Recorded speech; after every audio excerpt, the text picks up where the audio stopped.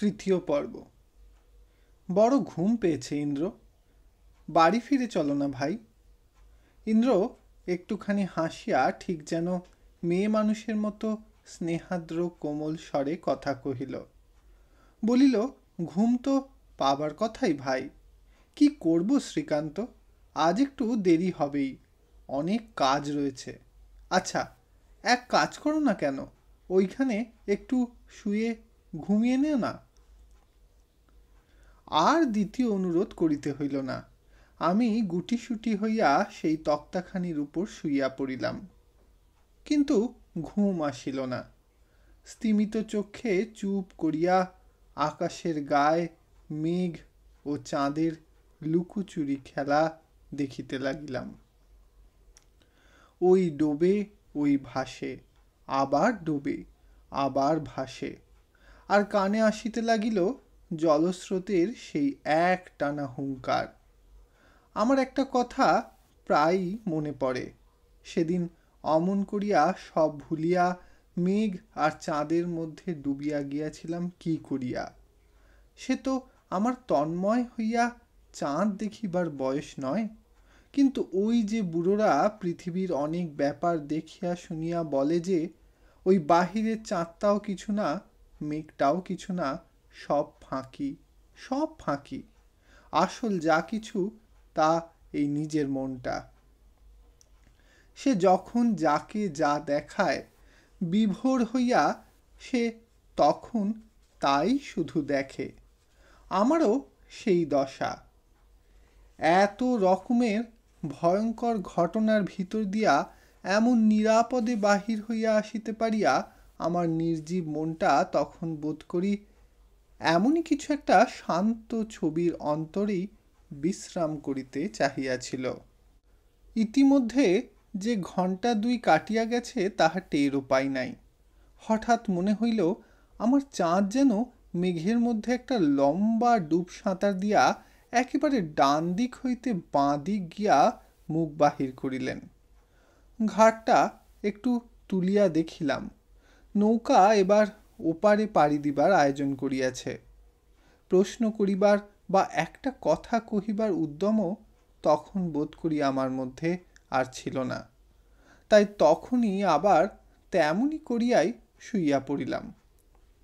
আবার সেই দু চক্ষু ভরিয়া চাঁদের খেলা এবং দু কান ভরিয়া স্রোতের তর্জন। বোধ করি আরও ঘণ্টাখানেক কাটিল। খস করিয়ে বালুর চরে নৌকা বাঁধিয়াছে। ব্যস্ত হইয়া উঠিয়া বসিলাম। এই যে এপারে আসিয়া পৌঁছিয়াছি, কিন্তু কোন জায়গা, বাড়ি আমাদের কত দূরে, বালুকার রাশি ভিন্ন আর কিছুই তো কোথাও দেখি না। প্রশ্ন করিবার পূর্বেই হঠাৎ নিকটেই কোথায় যেন কুকুরের কলহ শুনিতে পাইয়া আরও সোজা হইয়া বসিলাম। কাছেই লোকালয় আছে নিশ্চয়। ইন্দ্র কহিল, একটু বসো শ্রীকান্ত, আমি এক্ষুনি ফিরে আসব। তোর কিচ্ছু ভয় নেই, এই পারের ওধারেই জেলেদের বাড়ি। সাহসের এতগুলো পরীক্ষায় পাশ করিয়া শেষে এইখানে আসিয়া ফেল করিবার আমার ইচ্ছা ছিল না। বিশেষত মানুষের এই কিশোর বয়সটার মতো এমন মহা বিস্ময়কর বস্তু বোধ করি সংসারে আর নাই।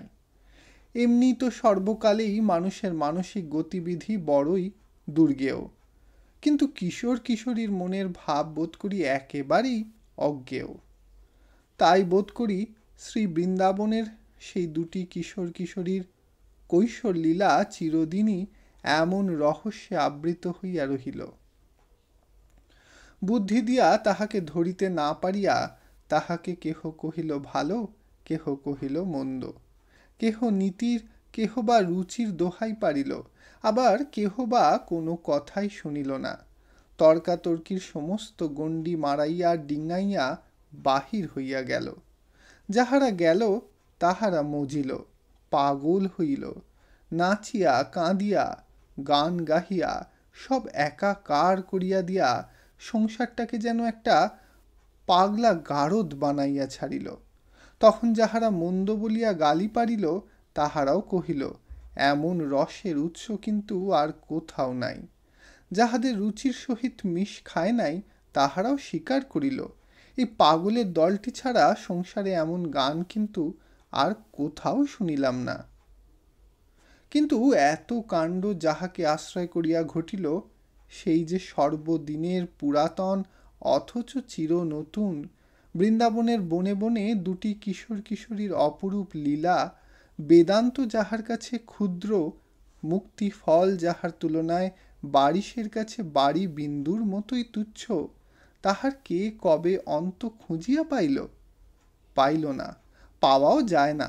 তাই বলিতেছিলাম তেমনি সেও তো আমার সেই কিশোর বয়স। যৌবনের তেজ এবং দৃঢ়তা না আসুক, তাহার দম্ভ তো তখন আসিয়া হাজির হইয়াছে, প্রতিষ্ঠার আকাঙ্ক্ষা তো হৃদয় সজাগ হইয়াছে। তখন সঙ্গীর কাছে ভীরু বলিয়া কে নিজেকে প্রতিপন্ন করিতে চাহে? অতএব তৎক্ষণাৎ জবাব দিলাম, ভয় করব আবার কিসের? বেশ তো, যাও না। ইন্দ্র আর দ্বিতীয় বাক্য ব্যয় না করিয়া দ্রুত পদে নিমেষের মধ্যে অদৃশ্য হইয়া গেল। উপরে মাথার উপর আবার সেই আলো আঁধারের লুকোচুরি খেলা এবং পশ্চাতে বহু দূরাগত সেই অবিশ্রান্ত তর্জন, আর সম্মুখে সেই বালির পার। এটা কোন জায়গা তাই ভাবিতেছি, দেখি ইন্দ্র ছুটিয়া আসিয়া উপস্থিত হইল। কহিল, শ্রীকান্ত, তোকে একটা কথা বলতে ফিরে এলুম। কেউ যদি মাছ চাইতে আসে খবরদার দিস নে, খবরদার বলে দিচ্ছি। ঠিক আমার মতো হয়ে যদি কেউ আসে তবু দিবি নে, বলবি মুখে তোর ছাই দেব, ইচ্ছে হয় নিজে তুলে নিয়ে যা। খবরদার হাতে করে দিতে যাস নে যেন, ঠিক আমি হলেও না, খবরদার। আমি জিজ্ঞাসা করিলাম, কেন ভাই? ফিরে এসে বলবো। খবরদার কিন্তু। বলিতে বলিতে সে যেমন ছুটিয়া আসিয়াছিল তেমনি ছুটিয়া দৃষ্টির বহির্ভূত হইয়া গেল। এইবার আমার পায়ের নখ হইতে মাথার চুল পর্যন্ত কাঁটা দিয়া খাড়া হইয়া উঠিল। বোধ হইতে লাগিল যেন দেহের প্রতি শিরা উপশিরা দিয়া বরফ গলা জল বাহিয়া চলিতে লাগিল। নিতান্ত শিশুটি নহি যে তাহার ইঙ্গিতের মর্ম অনুমান করিতে পারি নাই। আমার জীবনে এমন অনেক ঘটনা ঘটিয়া গিয়াছে যাহার তুলনায় ইহা সমুদ্রের কাছে গোষ্পদের জল। কিন্তু তথাপি এই নিশা অভিযানের রাত্তায় যে ভয় অনুভব করিয়াছিলাম তাহা ভাষায় ব্যক্ত করা যায় না। বোধ করি ভয়ে চৈতন্য হারাইবার ঠিক শেষ ধাপটিতে আসিয়াই পা দিয়াছিলাম। প্রতি মুহূর্তেই মনে হইতেছিল পাড়ের ওদিক হইতে কে যেন উঁকি মারিয়া দেখিতেছে। যেমনি আর চোখে চাই অমনি সেও যেন মাথা নিচু করে। সময় আর কাটে না। ইন্দ্র যেন কত যুগ হইল চলিয়া গিয়াছে, আর ফিরিতেছে না। মনে হইল যেন মানুষের কণ্ঠস্বর শুনিলাম। পৈতাটা বৃদ্ধাঙ্গুষ্ঠে শত পাকে বেষ্টন করিয়া মুখ নিচু করিয়া উৎকর্ণ হইয়া রহিলাম। কণ্ঠস্বর ক্রমশ স্পষ্টতর হইলে বেশ বুঝিলাম দুই তিনজন লোক কথাবার্তা বলিতে বলিতে এই দিকেই আসিতেছে।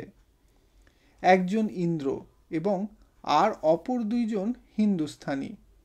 কিন্তু সে যাহাই হোক, তাহাদের মুখের দিকে চাহিবার আগে ভালো করিয়া দেখিয়া লইলাম চন্দ্রালোকে তাহাদের ছায়া পড়িয়াছে কিনা।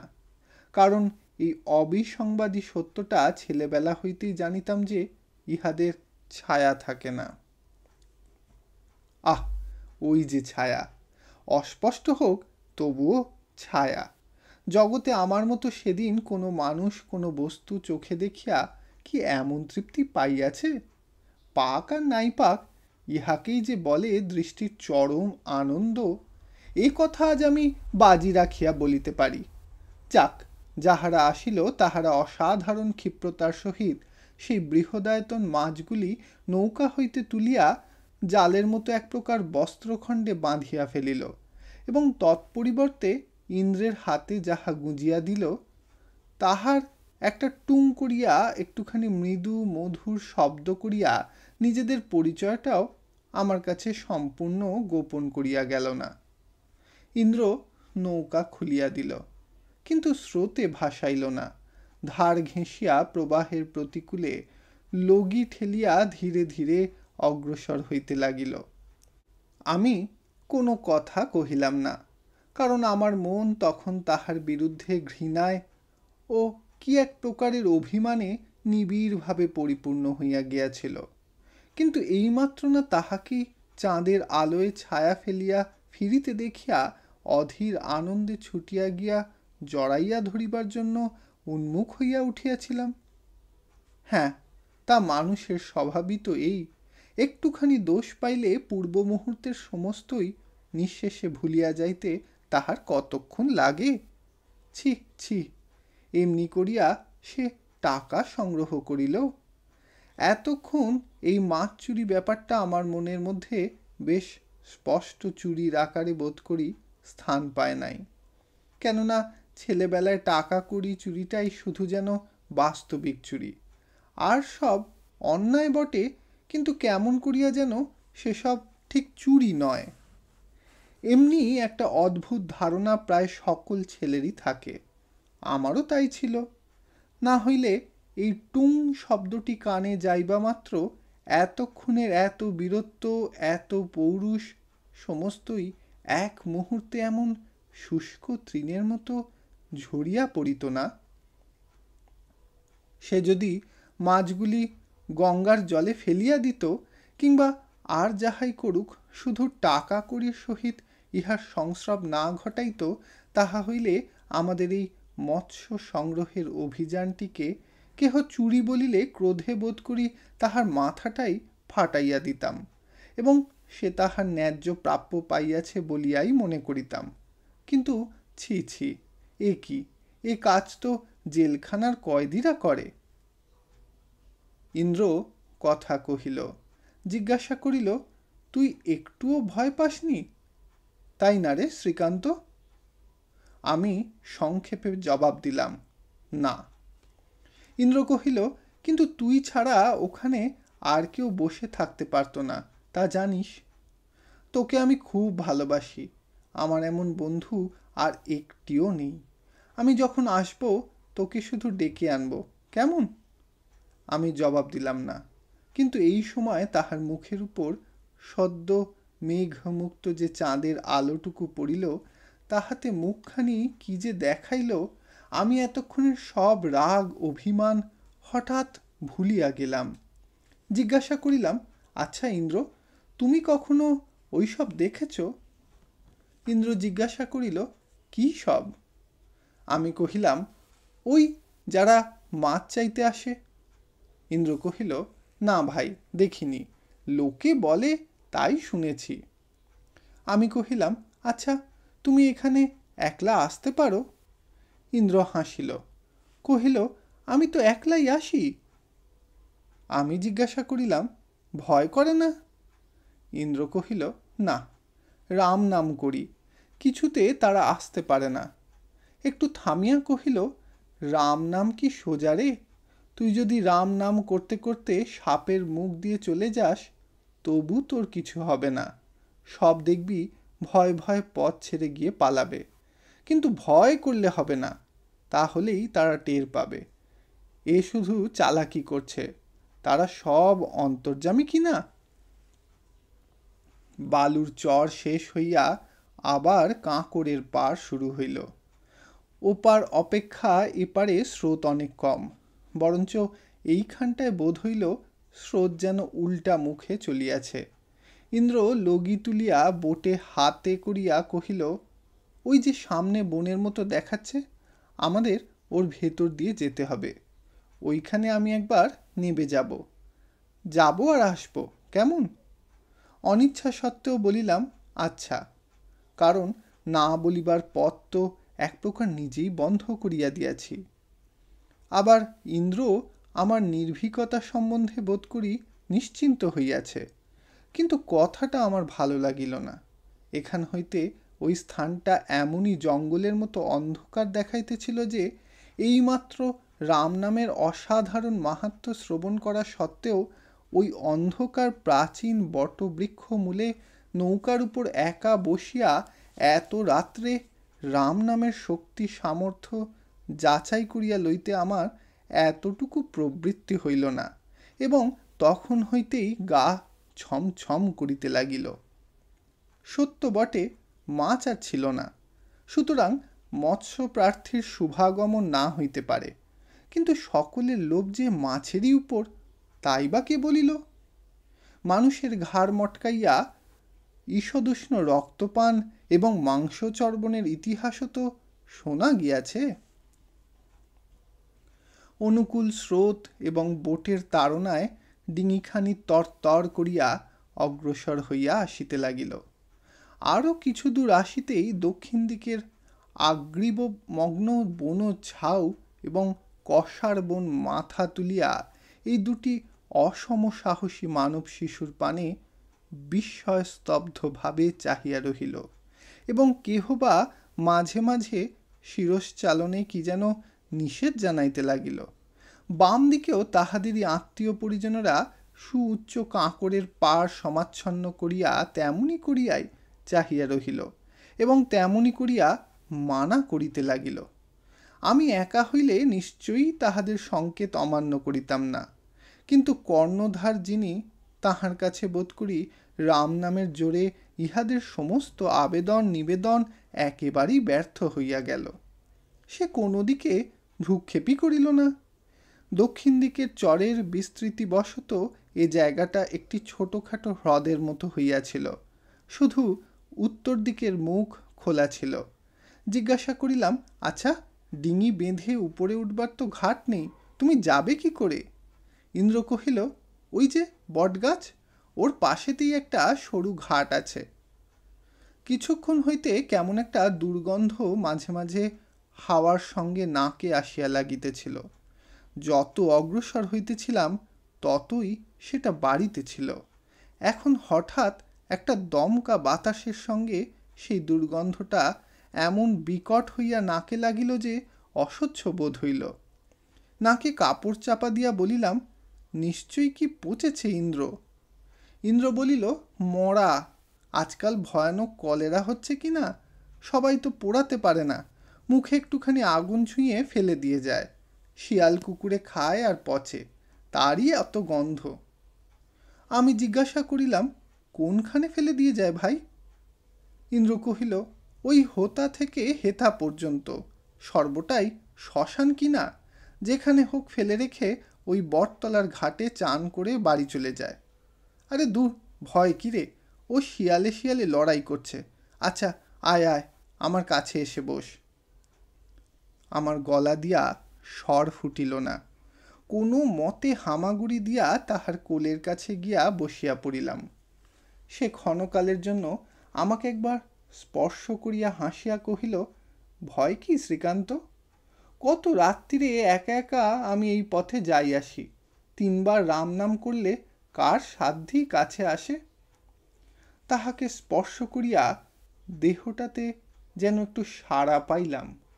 অস্ফুটে কহিলাম, না ভাই, তোমার দুটি পায়ে পড়ি, এখানে কোথাও নেব না, সোজা বেরিয়ে চলো। সে আবার আমার কাঁধে হাত ঠেকাইয়া বলিল, না শ্রীকান্ত, একটি বার যেতেই হবে। এই টাকা কটি না দিলেই নয়, তারা পথ চেয়ে বসে আছে। আমি 3 দিন আসতে পারিনি। টাকা কাল দিও না ভাই, আমি উত্তর করিলাম। ইন্দ্র কহিল, না ভাই, অমন কথাটি বলিস নে, আমার সঙ্গে তুইও চল, কিন্তু কারুকে এ কথা বলিস নে যেন। আমি অস্ফুটে না বলিয়া তাহাকে তেমনি স্পর্শ করিয়া পাথরের মতো বসিয়া রহিলাম। গলা শুকাইয়া কাঠ হইয়া গিয়াছিল, কিন্তু হাত বাড়াইয়া জল লইব কি নড়াচড়ার কোনো প্রকার চেষ্টা করিব, এ সাধ্যই আমার আর ছিল না। গাছের ছায়ার মধ্যে আসিয়া পড়ায় অদূরেই সেই ঘাটটি চোখে পড়িল। যেখানে আমাদের অবতরণ করিতে হইবে তাহার উপর যে গাছপালা নাই, স্থানটি ম্লান, জ্যোৎস্নালোকেও বেশ আলোকিত হইয়া আছে দেখিয়া অত দুঃখেও একটু আরাম বোধ করিলাম। ঘাটের কাঁকড়ে ডিঙি ধাক্কা না খায়, ওই জন্য ইন্দ্র পূর্বাহ্নেই প্রস্তুত হইয়া মুখের কাছে সরিয়া আসিল এবং লাগিতে না লাগিতে লাফাইয়া একটা ভয়জড়িত স্বরে ইস করিয়া উঠিল। আমিও তাহার পশ্চাতে ছিলাম, সুতরাং উভয়ই প্রায় এক সময় সেই বস্তুটির উপর দৃষ্টিপাত করিলাম। তবে সে নিচে, আমি নৌকার উপরে। অকাল মৃত্যু বোধ করি আর কখনো তেমন করুণভাবে আমার চোখে পড়ে নাই। ইহা যে কত বড় হৃদয়ভেদী ব্যথার আধার, তাহা তেমন করিয়া না দেখিলে বোধ করি দেখাই হয় না। গভীর নিশীথে চারিদিক নিবিড় স্তব্ধতায় পরিপূর্ণ। শুধু মাঝে মাঝে ঝোপঝাড়ের অন্তরালে শ্মশানচারী শৃগালের ক্ষুধার্ত কলহ চিৎকার, কখনো বা বৃক্ষ উপবিষ্ট অর্ধসুপ্ত বৃহৎকায় পক্ষীর পক্ষতাড়ন শব্দ, আর বহু দূরাগত তীব্র জলপ্রবাহের অবিশ্রাম হু হু হু আর্তনাদ। ইহার মধ্যে দাঁড়াইয়া উভয় নির্বাক নিস্তব্ধ হইয়া এই মহাকরুণ দৃশ্যটির পানে চাহিয়া রহিলাম। একটি গৌরবর্ণ ৬-৭ বৎসরের হৃষ্টপুষ্ট বালক, তাহার সর্বাঙ্গ জলে ভাসিতেছে, শুধু মাথাটি ঘাটের উপর। শৃগালেরা বোধ করি জল হইতে তাহাকে এই মাত্র তুলিতেছিল, শুধু আমাদের আকস্মিক আগমনে নিকটে কোথাও গিয়া অপেক্ষা করিয়া আছে। খুব সম্ভব ৩-৪ ঘণ্টার অধিক তাহার মৃত্যু হয় নাই। ঠিক যেন বিসূচিকার নিদারুণ যাতনা ভোগ করিয়া সে বেচারা মা গঙ্গার কোলের উপরেই ঘুমাইয়া পড়িয়াছিল। মা অতি সন্তর্পণে তাহার সুকুমার নধর দেহটিকে এই মাত্র কোল হইতে বিছানায় শুয়াইয়া দিতেছিলেন। জলে স্থলে বিন্যস্ত এমনিভাবেই সেই ঘুমন্ত শিশু দেহটির উপর সেদিন আমাদের চোখ পড়িয়াছিল। মুখ তুলিয়া দেখি ইন্দ্রের ২ চোখ বাহিয়া বড় বড় অশ্রুর ফোঁটা ঝরিয়া পড়িতেছে। সে কহিল, তুই একটু সরে দাঁড়া শ্রীকান্ত, আমি এ বেচারাকে ডিঙিতে তুলে ওই চড়ার ঝাউবনের মধ্যে জলে রেখে আসি। চোখের জল দেখিবা মাত্র আমার চোখেও জল আসিয়াছিল সত্য, কিন্তু ছোঁয়াছুঁয়ির প্রস্তাবে আমি একেবারে সংকুচিত হইয়া পড়িলাম। পর দুঃখে ব্যথা পাইয়া চোখের জল ফেলা সহজ নহে, তাহা অস্বীকার করি না, কিন্তু তাই বলিয়া সেই দুঃখের মধ্যে নিজের ২ হাত বাড়াইয়া আপনাকে জড়িত করিতে যাওয়া সে ঢের বেশি কঠিন কাজ। তখন ছোট বড় কত জায়গাতেই না টান ধরে। একে তো এই পৃথিবীর সেরা সনাতন হিন্দুর ঘরে বশিষ্ঠ ইত্যাদির পবিত্র পূজা রক্তের বংশধর হইয়া জন্মিয়া জন্মগত সংস্কারবশত মৃতদেহ স্পর্শ করাকেই একটা ভীষণ কঠিন ব্যাপার বলিয়া ভাবিতে শিখিয়াছি। ইহাতে কতই না শাস্ত্রীয় বিধি নিষেধের বাঁধা বাঁধি, কতই না রকমারি কাণ্ডের ঘটা। তাহাতে এ কোন রোগের মরা কাহার ছেলে, কি জাত, কিছুই না জানিয়া এবং মরিবার পর এ ছোকরা ঠিকমতো প্রায়শ্চিত্ত করিয়া ঘর হইতে বাহির হইয়াছিল কিনা সে খবরটা পর্যন্ত না লইয়াই বা ইহাকে স্পর্শ করা যায় কি রূপে? কুণ্ঠিত হইয়া যেই জিজ্ঞাসা করিলাম, কি জাতের মরা, তুমি ছোঁবে? ইন্দ্র সরিয়া আসিয়া এক হাত তাহার ঘাড়ের তলায় এবং অন্য হাত হাঁটুর নিচে দিয়া একটা শুষ্ক তৃণখণ্ডের মতো স্বচ্ছন্দে তুলিয়া লইয়া কহিল, নইলে বেচারাকে শিয়ালে ছেঁড়াছিঁড়ি করে খাবে। আহা, মুখে এখনো এর ওষুধের গন্ধ পর্যন্ত রয়েছে রে। বলিয়া নৌকার যে তক্তাখানির উপর ইতিপূর্বে আমি শুইয়া পড়িয়াছিলাম তাহারই উপর শুয়াইয়া নৌকা ঠেলিয়া দিয়া নিজেও চড়িয়া বসিল। কহিল, মরার কি জাত থাকে রে? আমি তর্ক করিলাম, কেন থাকবে না? ইন্দ্র কহিল, আরে এ যে মরা, মরার আবার জাত কি? এই যেমন আমাদের ডিঙিটা, এর কি জাত আছে? আম গাছ, জাম গাছ, যে কাঠেরই তৈরি হোক, এখন ডিঙি ছাড়া একে কেউ বলবে না যে এটা আম গাছ, জাম গাছ। বুঝলি না? এও তেমনই।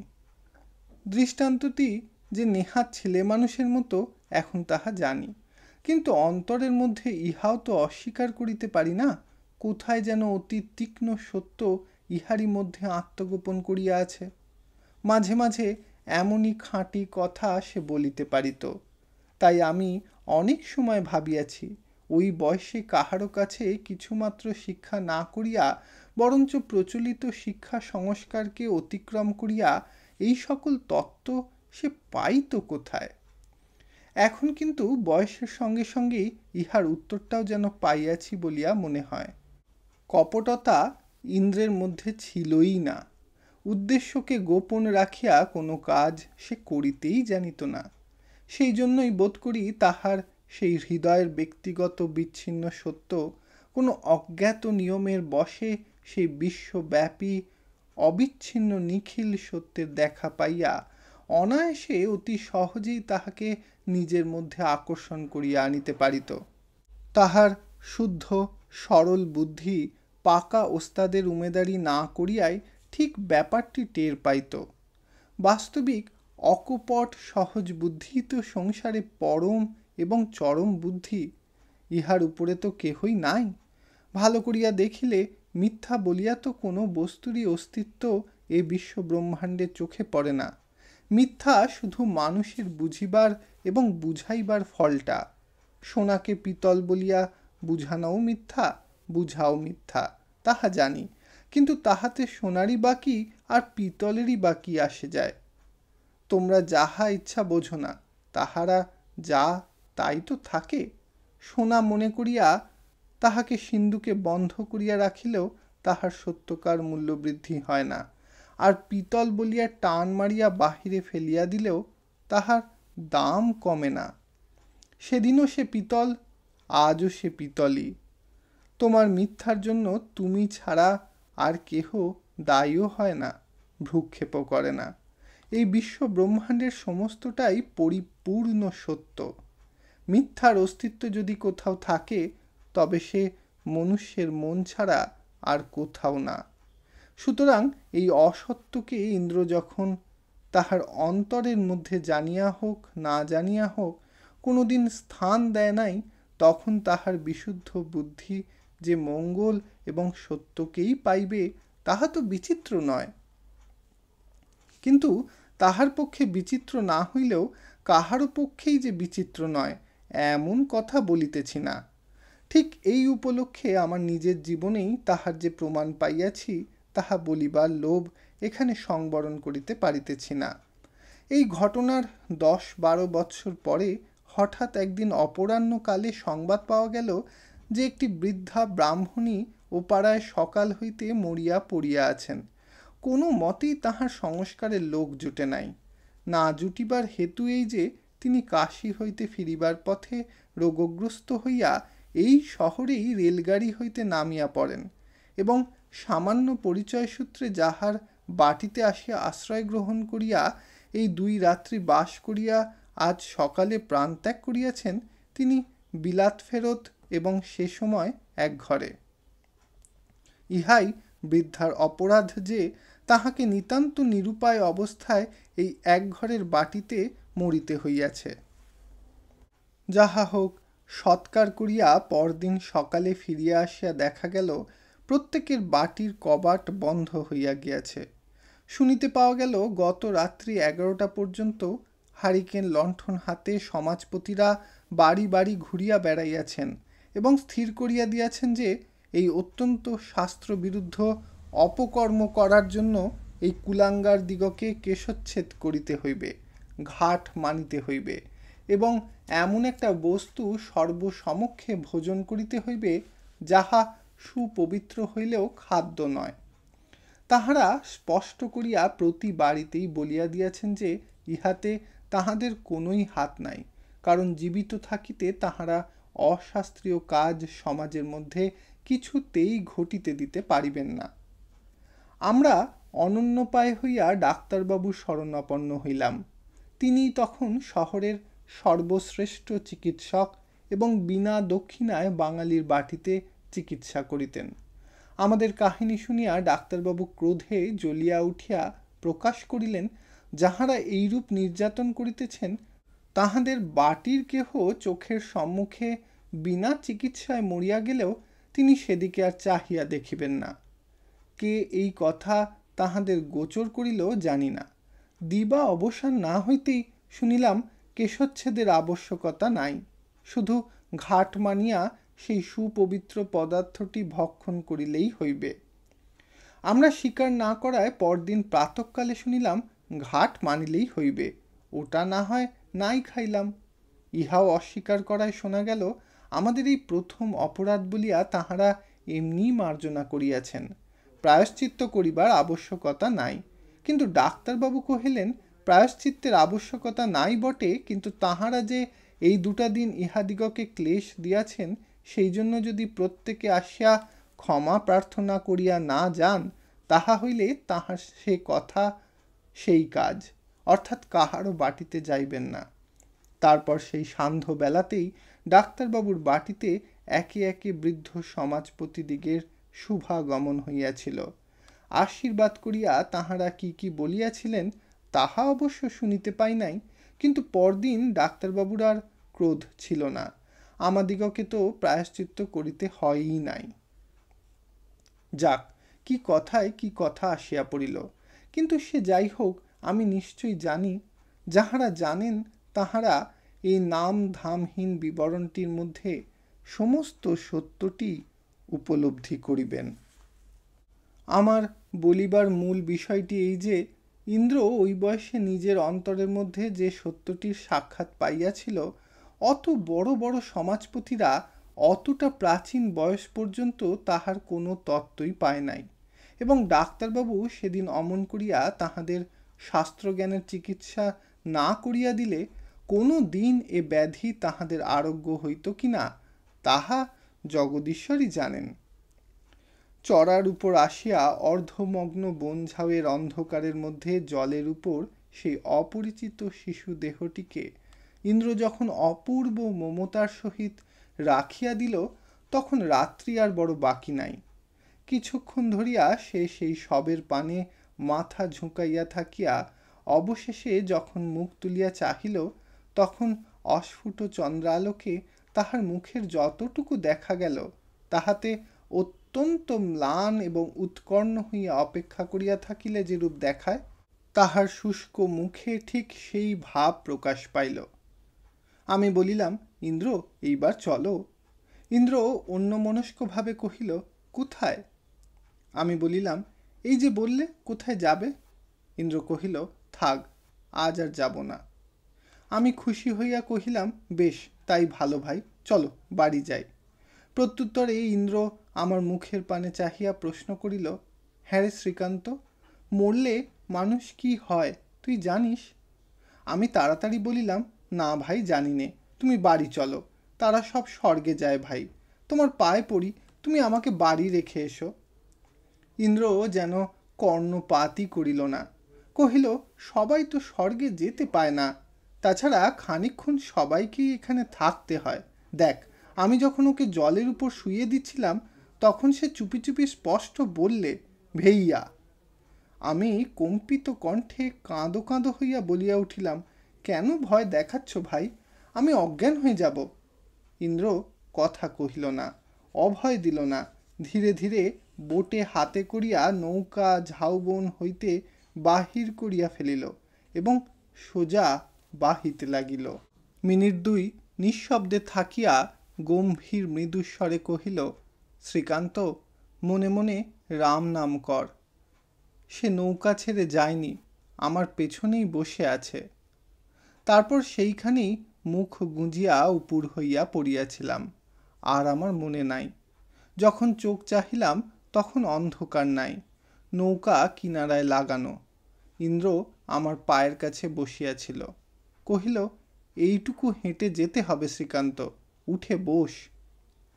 ইতি শ্রীকান্ত উপন্যাসের প্রথম খণ্ডের 3য় পর্ব সমাপ্ত হইল। ধন্যবাদ।